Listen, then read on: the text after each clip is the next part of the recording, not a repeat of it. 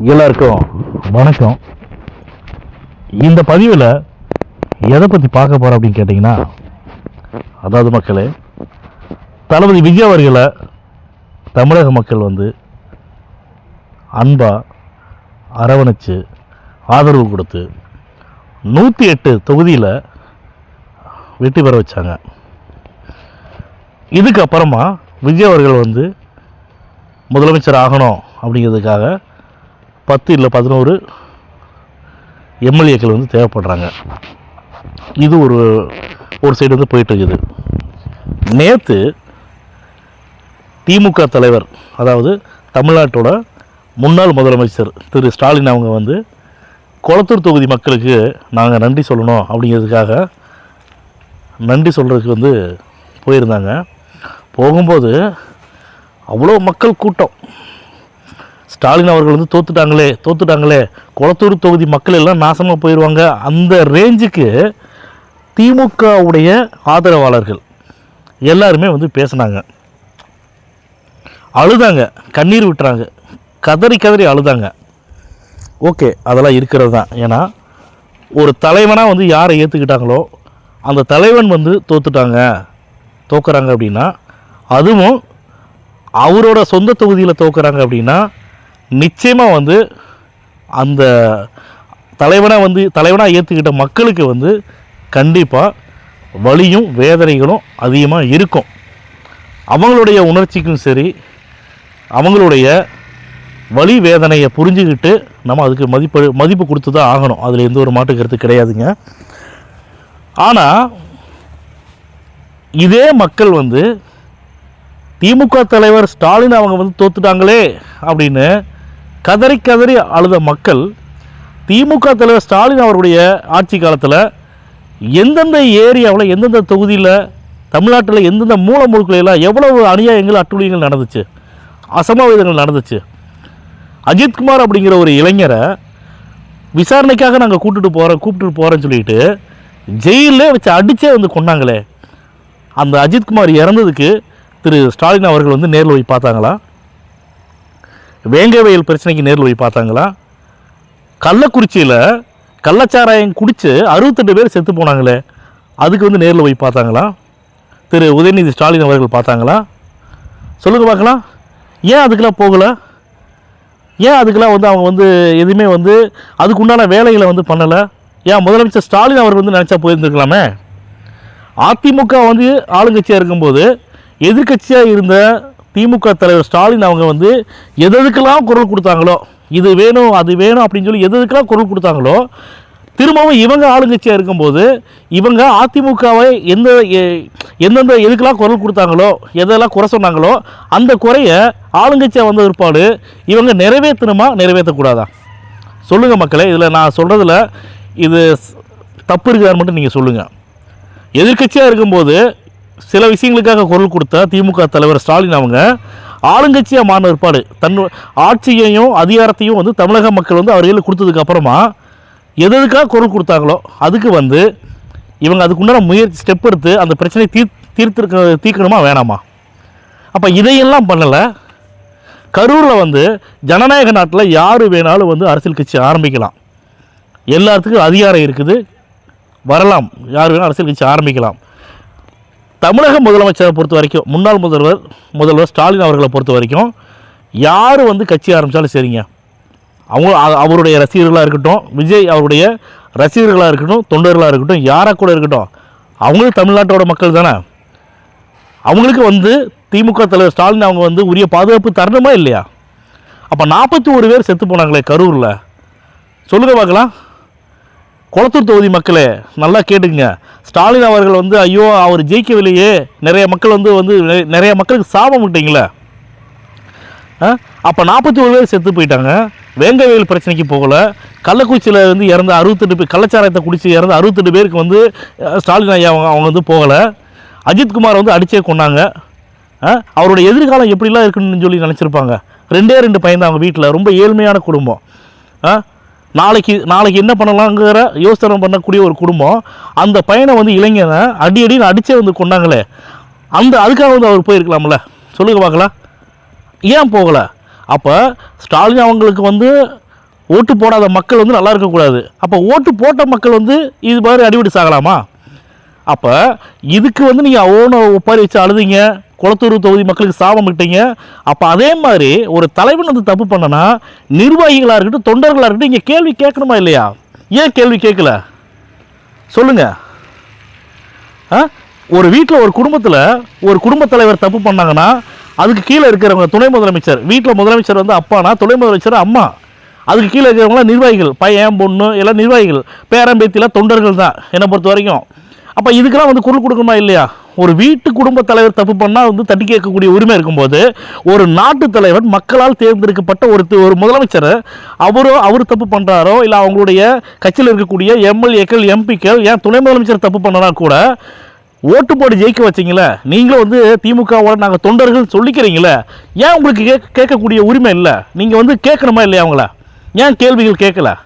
இப்போ ஓன ஒப்பாரி வைக்கிறீங்களே, ஐயோ இவர் இந்த குளத்தூர் தொகுதி மக்கள் எல்லாம் வந்து ஏமாற்றிட்டாங்க, குளத்தூர் தொகுதி மக்கள் நல்லா இருக்கவே மாட்டாங்க, நாசமாக போயிடுவாங்க, அழிஞ்சு போயிடுவாங்க அப்படிங்கிற ரேஞ்சுக்கு வந்து நீங்கள் வந்து அலறீங்க, கண்ணீர் வடிக்கிறீங்க.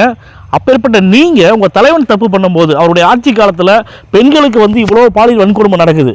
விளாத்தி குளத்தில் 12வது படிக்கிற பொண்ணை வந்து ரேப் பண்ணி 4 துண்டாக வெட்டி போட்டாங்க, கண்டனமாக வெட்டி போட்டாங்க. அதுக்கு வந்து நீங்கள் குரல் கொடுக்கல சொல்லுங்கள். இதெல்லாம் எந்த விதத்தில் நியாயம் இருக்குது சொல்லுங்கள் மக்களே. இப்போ நான் பேசுகிற விஷயங்கள், நான் சொல்லக்கூடிய விஷயங்கள் எல்லாமே தப்பா சரியா அது மட்டும் சொல்லுங்களேன். அதாவது ஒரு வடிவேல் காமெடி ஒன்று இருக்குதுங்க. உங்களுக்கு வந்தால் மட்டும் ரத்தம், மற்றவங்களுக்கு வந்தால் தக்காளி சட்னியா அப்படிங்கிற மாதிரி. உங்களுக்கு வந்தால் மட்டும் வலி, வேதனை, கண்ணீர் எல்லாமே உண்மையாக இருக்கும். பொதுமக்களுக்கு வந்து நினச்சினா அது வந்து உங்களுக்கு பெருசாக தெரியாது. உங்களை இப்போ குளத்தூர் தொகுதி மக்களை பார்த்து நான் கேட்குறேன், திமுகவில் முதலமைச்சர் ஸ்டாலின் அவர்கள், முன்னாள் முதலமைச்சர் ஸ்டாலின் அவர்கள் வந்து ஜெயிக்க வைக்கலையேன்னு சொல்லி நீங்கள் அலறீங்கள, கண்ணீர் வடிக்கிறீங்கள. உங்கள் வீட்டில் ஒவ்வொரு குடும்பத்துலேயும் சரிங்களா, உங்கள் வீட்டில் குடும்ப உறுப்பினர் வந்து யாராவது இறந்துருக்காங்க அப்படின்னா நீங்கள் வந்து இதே மாதிரி தான் வந்து ரியாக்ட் பண்ணுவீங்களா? சொல்லுங்க பார்க்கலாம். உங்களுடைய ஆட்சியில் யார் இருக்கிறா? உங்களுடைய தலைவர் இருக்கிறாரு, மு.க. ஸ்டாலின் ஐயா வந்து ஆட்சியில் இருந்தாங்க. அவங்களை நீங்கள் கேள்விகள் கேட்க மாட்டீங்களா? கேள்விகள் கேட்கக்கூடாதா? கேட்டால் அப்படி தப்பா சொல்லுங்கள். ஒரு நாட்டு முதலமைச்சர் இல்லை, பிரதமரை கூட வந்து கேள்வி கேட்கக்கூடிய உரிமை வந்து நம்ம கையில் இருக்குது. ஏன்னா நம்ம தான் வந்து மக்களால் தேர்ந்தெடுக்கப்படுறத மக்களாட்சி, நம்ம தான் தேர்ந்தெடுக்கிறோம், ஓட்டு போட்டு தேர்ந்தெடுக்கிறோம். அம்மா தாயன்னு சொல்லி போட்டு ஓட்டு தேர்தல் வரக்கூடிய நேரத்தில் ஒவ்வொரு அரசியல்வாதிகளும் போய் வயது வித்தியாசம் பார்க்காம வந்து காலில் விழுந்து ஓட்டு வாங்குறாங்க, ஓட்டு கேட்குறாங்க, மக்கள் நம்பி ஓட்டு போடுறாங்க. அப்போ மட்டும் வந்து மக்கள் வந்து கடவுளாக தெரிவாங்க.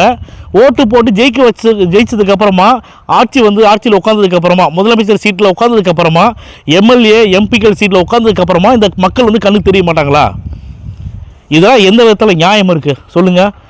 மக்கள் வந்து பார்த்துட்டே இருந்தாங்க திமுக என்னென்ன பண்ணுறாங்க, விஜய் அவர்களுக்கு என்னென்ன சதித்திட்டங்கள் தீட்டுறாங்க, என்னென்ன கேவலமான விஷயங்களை பண்ணுறாங்க, யாரெல்லாம் கைக்கூலிகளை வச்சு விஜய் வந்து ஒரு டீமே ஒன்று இருந்துச்சு, பல டீம் வந்து உருவாக்கி வச்சுருந்துச்சு திமுக. அந்த டீமோட வேலை என்னன்னு கேட்டிங்கன்னா விஜய் அவர்களை திட்டுறது மட்டும்தான் வேலை. விஜய் அவருடைய அவங்க கட்சியில் இருக்கக்கூடிய ஆட்களை திட்டுறது மட்டும்தான் வேலை.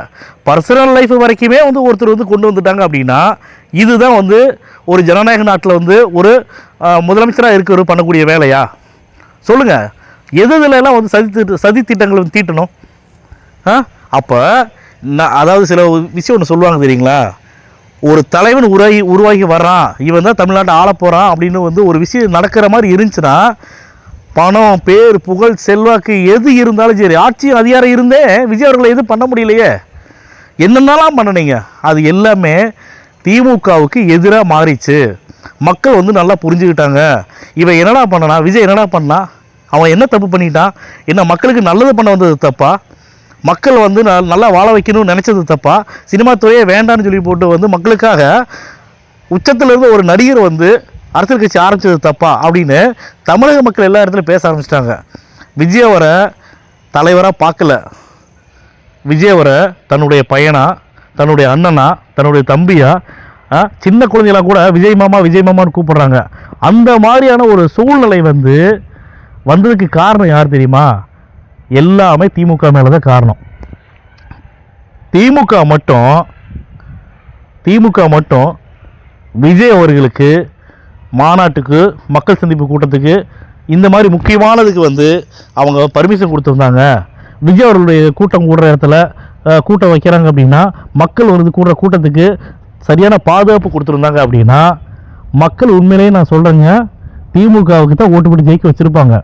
ஆனால் திமுக என்ன பண்ணுச்சுன்னா, விஜய் அவர்களை வந்து முட்டுக்கட்டை போடுறதும், விஜய் அவர்களை கட்டுப்படுத்துறதும், விஜய் அவர்களை அரசியல் விட்டு ஒழிக்கணும் அப்படின்னு அதே கோணத்தில் தான் இருந்தாங்க, அதே எண்ணத்தில் தான் இருந்தாங்க. இதையெல்லாம் மக்கள் என்ன நினச்சிட்டாங்கன்னா, எல்லாரும் சேர்ந்து வந்து விஜய் அவரை ஒழிக்கணும்னு சொல்லி போட்டு நினச்சிட்டாங்க, எல்லாம் ஒன்று கூடி சேர்ந்துட்டாங்க அப்படின்னு மக்கள் வந்து உண்மையை வந்து புரிஞ்சுக்கிட்டாங்க. ஒரு முதலமைச்சருக்கு அந்தந்த மாநிலத்தில் இருக்கக்கூடிய மக்களை பாதுகாக்கக்கூடிய கடமை வந்து முதலமைச்சர்கிட்ட இருக்குது, சம்மந்தப்பட்ட காவல்துறை அதிகாரிகிட்ட இருக்குது. இவங்க கரூரில் வந்து சரியான பாதுகாப்பை கொடுத்துருந்தாங்க அப்படின்னா, சத்தியமாக நான் சொல்கிறேங்க, 41 பேர் இறந்துருக்க மாட்டாங்க, இறப்பே வந்திருக்காது. இப்போ அதுக்கப்புறமா எலெக்ஷன் கமிஷன் வந்து எப்போ வந்து அவங்க கையில் எல்லா பவர் போச்சோ, திமுக தலைவர் ஸ்டாலின் அவர்களுடைய பவர் வந்து அவர்கிட்டருந்து தேர்தல் ஆணையத்திட்ட எலெக்ஷன் கமிஷன் வந்து பவர் எப்போ வந்து அவங்க கை மாறிச்சோ, எத்தனை மக்கள் கூட்டம் விஜய் அவர்கள் போகும்போது இளைஞர்களுடைய எழுச்சி, மக்களுடைய எழுச்சி பார்த்தோம், எல்லாமே பார்த்தோம். நம்ம அவ்வளோ கட்டுக்கறங்காத கூட்டங்கள் வழிநடுக விமான ஏர்போர்ட்லேருந்து அவர் எந்த ஏரியாவில் வந்து போய் பேசணும், தேர்தல் பிரச்சாரம் பண்ணணும்னு நினச்சாரோ அது வரைக்கும் மக்களோட அலை கடல் மாதிரி வந்து பயங்கரமான கூட்டம் வந்துச்சு. இத்தனை கூட்டத்தில் வந்து யாரோ ஒருத்தர் உயிர் போயிருக்கலாம்ல, நீங்கள் யோசிச்சு பாருங்கள் மக்களே, நான் சொல்கிறது சரியா தப்பான்னு. ஆனால் இப்போலாம் மட்டும் வந்து இறப்பு வரலையா, அந்த கரூரில் நின்னா அந்த இக்கட்டாக அது ஒரு முட்டுச்சந்து மாதிரியான ஒரு இடத்துல போய் அனுமதி கொடுத்து அத்தனை மக்களை கொன்னுட்டாங்களே, இந்த பாவலாம் சும்மா விடுமா சொல்லுங்கள்? இதே குளத்தூர் தொகுதி மக்களே, நீங்கள் ஏன் அதுக்கெல்லாம் குரல் கொடுக்கல? ஏங்க ஸ்டாலின் ஐயா, ஏன் வந்து நீங்கள் வந்து தமிழ்நாட்டு மக்களுங்கிறது, நீங்கள் வந்து தமிழ்நாட்டு மக்களுக்கு தானே எல்லாம் ஓட்டு போட்டு உங்களை ஜெயிக்க வச்சாங்க, மக்கள் நீங்கள் மக்களை பார்க்க வேண்டியதானே? அப்போ வந்து ஏன் வந்து அந்த மக்களை வந்து விஜயோட ரசிகர்கள் தொண்டர்கள் மட்டும் எப்படி பிரிவினை வச்சு நீங்கள் பார்த்தீங்க? நீங்கள் வந்து எல்லாத்துக்கும் உரிய பாதுகாப்பு கொடுத்துருக்க வேண்டியது தானே? நீங்கள் சரியான பாதுகாப்பு நீங்கள் கொடுத்துருந்தீங்கன்னா 41 பேர் எப்படி செத்து போயிருப்பாங்க அப்படின்னு இதே குளத்தூர் தொகுதி மக்கள், ஸ்டாலின் அவர்களுக்காக கண்ணீர் வடிக்கக்கூடிய மக்கள் வந்து நீங்கள் வந்து கேட்டிருக்க வேண்டியது தானே? நீங்கள் ஏன் கேட்கல சொல்லுங்கள்? எதனால் கேட்கல மக்களே நீங்கள்? அதனால தான் நான் சொன்னேன், அவங்கவுங்க வீட்டில் வந்து இறப்புன்னு ஒன்று நடந்தால் அப்போ தான் அதோட வலி வேதனை எல்லாமே தெரியுங்கிறேன் நான். யாரோ ஒருத்தர் வீட்டில் நடக்குது, யாரோ ஒருத்தர் செத்து போகிறாங்க, யாரோ ஒருத்தர் வந்து கொலை பண்ணுறாங்க அப்படின்னா அதோட வலி வேதனை வந்து உங்களுக்கு தெரியவே தெரியாது, அது எதனால் நடக்குதுங்கிறது தெரியாது. விளாத்தி குளத்தில் ஒரு சொன்னல, ஏற்கனவே சொல்லியிருக்கிறேன், அந்த பொண்ணை 12வது படிக்கிற பொண்ணை வந்து கற்பழித்து 4 துண்டாக வெட்டி போட்டாங்க. இப்போ இதெல்லாம் வந்து இதில் என்ன அடங்கியிருக்கு நீங்கள் சொல்லுங்கள் பார்க்கலாம்? இதில் யாருடைய தப்பு? அரசாங்கம் இதுக்கெல்லாம் பொறுப்பேற்காதா? காவல்துறை வந்து பொறுப்பேற்காதா? உரிய பாதுகாப்பு வந்து நீங்கள் கொடுத்துருந்தால் எப்படி அந்த விஷயம் நடந்திருக்கும்? நடிகர் எஸ்பி சேகர் அவங்க சொன்னாங்க, அந்த பொண்ணு வந்து அந்த பொண்ணுக்கு அந்த டயத்தில் பொதுக்குள்ள என்ன வேலைன்னு சொல்லி கேட்டார்.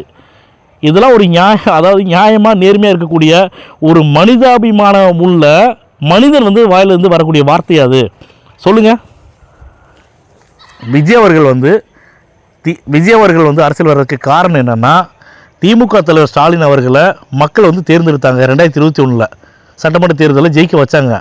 நீங்கள் சரியான முறையில் ஆட்சி பண்ணியிருந்தீங்கன்னா, சரியான நல்ல திட்டங்களை கொண்டு வந்துட்டு அந்தந்த திட்டத்துக்கு உண்டான நிதியை ஒதுக்கி மக்கள் பயனடைகிற மாதிரியான விஷயங்களை நீங்கள் பண்ணியிருந்தீங்கன்னா, எதுக்குங்க இன்னொருத்தர் வந்து அரசியல் கட்சி ஆரம்பித்து வரணும்? நீங்களே சொல்லுங்கள் பார்க்கலாம். எதுக்கு வரணும்? அந்த ஆட்சியை நல்லா தண்டுக்குது, ஸ்டாலின் அவர்கள் நல்லா தானே வந்து ஆட்சி பண்ணினாங்க, அவரே வந்து இருக்கட்டுமே முதலமைச்சராக, இதுக்கு புதுசாக இதுக்கு வந்து விஜய் வரணும் அப்படின்னு சொல்லி தமிழக மக்களே யோசித்து பார்த்துருப்பாங்க. தமிழக மக்கள் வந்து நல்லா நினச்சி பார்த்துருப்பாங்க. தமிழக மக்கள் வந்து முட்டாள் கிடையாது, முன்ன மாதிரிலாம் கிடையாதுங்க. ஜென்ரேஷனாக மாறிட்டு இருக்குது. யார் தப்பு பண்ணுறா, யார் சரியாக பண்ணுறா எல்லாங்கிறத வந்து வாட்ச் பண்ணிட்டு இருக்கிறாங்க. முன்ன மாதிரிலாம் கிடையாது. இப்போலாம் சோசியல் மீடியாலாம் பயங்கரமாகிருச்சு.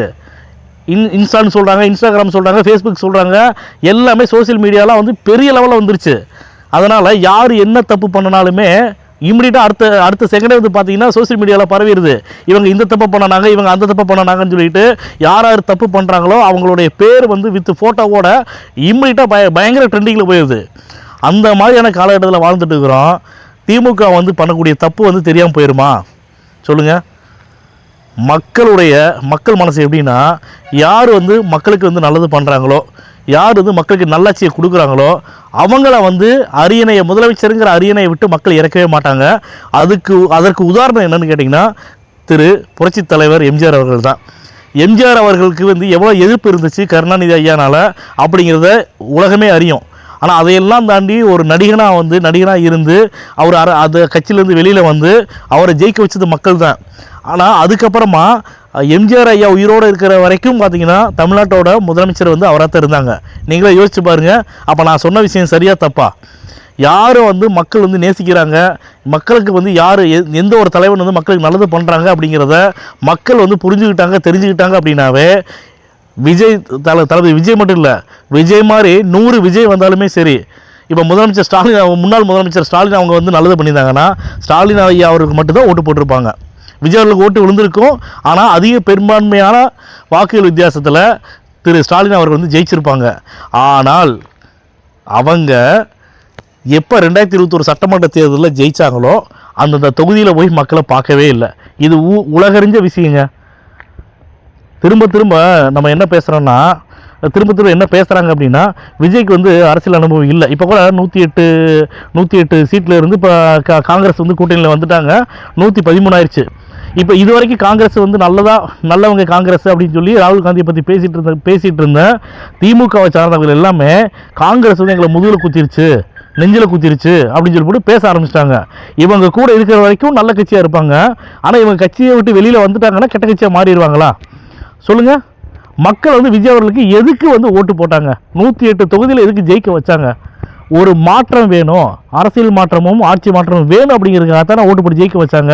அப்போ ஏற்பட்ட மக்கள் வந்து மக்களோட மனசில் வந்து இதுதான் இருக்குது, ஆட்சி மாற்றமும் அதிகார மாற்றமும் வேணும் அப்படின்னு நினச்சி தான் ஓட்டு போட்டாங்க. அதனால் நம்மளால் முடிஞ்ச ஒரு 5 தொகுதியை வந்து அவங்களோட வந்து போய் சேர்த்துக்கலாம் அப்படின்னு சொல்லிட்டு காங்கிரஸ் வந்து தமிழக வெற்றி கழகத்தோடு சேர்ந்ததில் என்ன தப்பு இருக்குது சொல்லுங்கள் மக்களே? இதில் ஏதாவது தப்பு இருக்குதா? எல்லோரும் நினச்சிட்டாங்க விஜய் அவர்களால் வந்து 118 சீட்டு வந்து வர முடியாது, இனி யாரும் சேர மாட்டாங்க, இதில் வந்து எந்த விதமான எப்படி வேணாலும் விஷயங்கள் நடக்கலாம் அப்படிங்கிறத நினச்சிருக்கிறாங்க. நாளைக்கு வந்து முதலமைச்சராக பதவி ஏற்கிற மாதிரி சொல்லியிருந்தாங்க. அது வந்து நடக்குதா இல்லைங்கிறது தெரியல அப்படிங்கிற மாதிரி இருந்தாங்க. நாளைக்கு நடக்கலைன்னாலும் அடுத்து வந்து நடக்கும், சீக்கிரமே நடக்கும். வேறு யாராவது இந்த ஆட்சியை கவுத்தரலாம், திரும்ப எலெக்ஷன் வச்சிடலாம் அப்படின்னு நினச்சா கூட திரும்பவும் எலெக்ஷன் வச்சாலும் விஜய் வந்து இதை விட அதிக பெரும்பான்மையோட கண்டிப்பாக வந்து அவர் ஜெயிப்பார். அதுக்கு என்ன காரணங்கிறதையும் நான் சொல்லிடுறேன். மக்களுடைய மனசில் இப்போ என்ன இருக்குன்னா, ஆட்சி மாற்றமும் அதிகார மாற்றமும் வேணும்னு சொல்லிட்டு தான் விஜய் அண்ணாவுக்கு ஓட்டு போட்டோம். ஆனால் விஜய் அண்ணாவுக்கு வந்து 108 தொகுதி தான் வந்திருக்குது. இன்னும் ஒரு 10 தொகுதிக்காக விஜய் அண்ணா வந்து ரொம்ப கஷ்டப்படுறாங்க, நம்ம வந்து இன்னும் கூட அதிகமாக ஓட்டு போட்டுக்கலாம் அப்படின்னு சொல்லிட்டு மக்கள் மனசில் இதுதான் இப்போ நினச்சிட்ருப்பாங்க. இதில் எந்த ஒரு மாற்று கருத்தும் கிடையாது. இதுதான் உண்மையும் கூட. திரும்பவும் வந்து எலெக்ஷன் வைக்கலான்னு முடிவுக்கு போனால் கூட இப்போ 108 தொகுதி இல்லை, 200 தொகுதியில் கூட வந்து தளபதி விஜய் அவர்கள் வந்து கண்டிப்பாக ஜெயிப்பாங்க. தமிழக மக்கள் வந்து ஜெயிக்க வைப்பாங்க. இதுதான் நடக்கும்.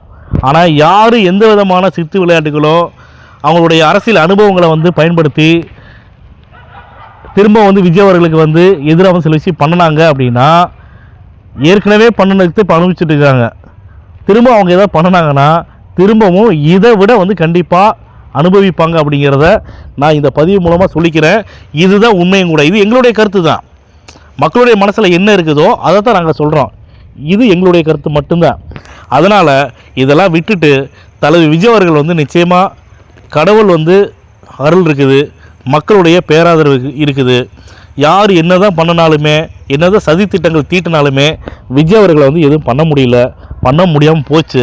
அதனால் இனிமேலும் வந்து விஜய் அவர்களை வந்து நம்ம எதாவது பண்ணிடலாம்னு நினச்சா கூட யாரெல்லாம் வந்து விஜய்க்கு கெடுதல் பண்ணிவிட்டு சதி திட்டங்கள் தீட்டி வந்து இவ்வளோ தூரம் கீழே போயிருக்காங்களோ, இதுக்கப்புறம் விஜய்க்கு ஏதாவது பண்ணினாங்கன்னா இப்போ இருக்கக்கூடிய நிலைமையை விட இன்னும் 10 மடங்கு கீழே போயிடுவாங்க. அதில் எந்த ஒரு மாற்றுக்கிறதும் கிடையாது. இதுதான் உண்மை, இதுதான் நியதி. நான் சொல்கிறேன். அதே மாதிரி இனி வரக்கூடிய காலங்களில் தளபதி விஜய் அவர்கள் வந்து முதலமைச்சர் ஆனதுக்கப்புறமா மக்களுக்கு சொன்ன விஷயங்களை நல்லபடியாக பண்ணுவாங்க அப்படிங்கிறத நாங்கள் நம்புகிறோம். இந்த பதிவை வந்து நீங்கள் கேட்டீங்க அப்படின்னா தயவு செஞ்சு உங்களுடைய கருத்துக்களை எங்களுடைய கமெண்ட் பாக்ஸில் வந்து நீங்கள் கமெண்ட் பண்ணுங்கள். உங்களுடைய மனசில் எதுவாக இருந்தாலும் நீங்கள் கமெண்ட் பண்ணுங்கள். உங்களுடைய ஒவ்வொரு கருத்துக்களுக்கும் நாங்கள் தலை வணங்குறோம். இந்த பதிவு உங்களுக்கு பிடிச்சிருக்குதுன்னா லைக் பண்ணுங்கள், ஷேர் பண்ணுங்கள், கமெண்ட் பண்ணுங்கள். மறக்காமல் கீழே இருக்கிற பெல் பட்டனை கிளிக் பண்ணி எங்கள் சேனலை சப்ஸ்கிரைப் பண்ணுங்கள். மேலும் இது போன்ற நல்ல விஷயத்தோட அடுத்த பதிவில் சந்திப்போம்.